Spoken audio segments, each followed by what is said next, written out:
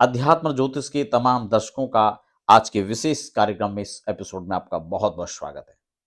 हम देवगुरु के राशि परिवर्तन पर चर्चा करेंगे। देवगुरु उच्च स्थिति में आने वाले हैं। देवगुरु अपने कर्क राशि में उच्च हो जाएंगे आकर के, जिससे आप ये मान कर चलें कि किन लोगों के लिए यहाँ पर विशेष अच्छी खबर है, जिसमें 4 राशियां जिनको हंस महापुरुष राजयोग का लाभ मिलने वाला है। आपका विवाह, कैरियर, संतति, प्रॉपर्टी, अगर किसी प्रकार के मुकदमे, स्वास्थ्य की प्रॉब्लम चल रही है, नौकरी को लेकर के आप चिंतित थे, व्यवसाय को लेकर चिंतित थे, जो रुके हुए कार्य थे, उनको यहाँ पर पूरे होने के पूर्ण संकेत, एक अच्छी खबर है। नए दर्शक हैं तो फटाफट चैनल को सब्सक्राइब कर लीजिए, बेल आइकन साथ में प्रेस कर लीजिए, ताकि आने वाली अध्यात्म, ज्योतिष, वास्तु, तमाम प्रकार की जो इंफॉर्मेटिव चर्चाएं होती हैं, उसकी संपूर्ण जानकारियां आपको समय समय पर प्राप्त हो। हम यहाँ पर डिटेल में 12 राशियों की बात करेंगे।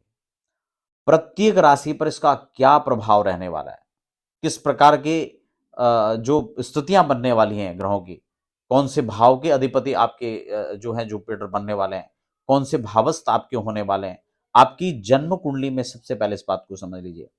ये जो प्रभाव रहेगा, ये आपकी जन्म कुंडली में देवगुरु बृहस्पति की स्थिति क्या है, ये उस पर भी काफी हद तक डिपेंड करेगा। तो इस बात को बिल्कुल नहीं भूलना है।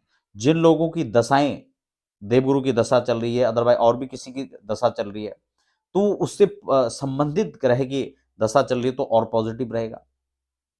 तो इस प्रकार से ये आपकी जन्म कुंडली के हिसाब से इसको जो है आप चेक करेंगे तो बहुत ज्यादा आपको ये फल मिलता जुलता नजर आएगा।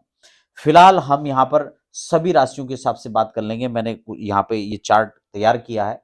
आपका 18 अक्टूबर, डेट नोट कर लीजिए, 18 अक्टूबर को देवगुरु मिथुन राशि से कर्क राशि की ओर जाएंगे, जिसका समय शाम को 7:46 रहेगा, यानी 7:45 का समय, जब देवगुरु उच्च स्थिति में आ जाएंगे, जिससे हंस महापुरुष राजयोग का निर्माण हो जाएगा।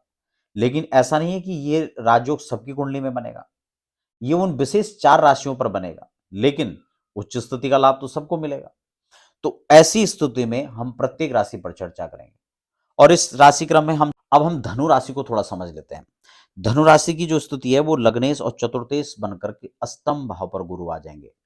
यूं तो अष्टम भाव पर किसी ग्रह का अच्छा स्थिति जो है वहां पर नहीं कही जा सकती, लेकिन देवगुरु फिर भी यहां पर हैं। लेकिन आपको ध्यान रखना है स्वास्थ्य के लिए विशेषकर, क्योंकि आप ये समझिए कि सूत्र है, जान है तो जहान है, इसलिए स्वास्थ्य पर पूरा फोकस रखिए।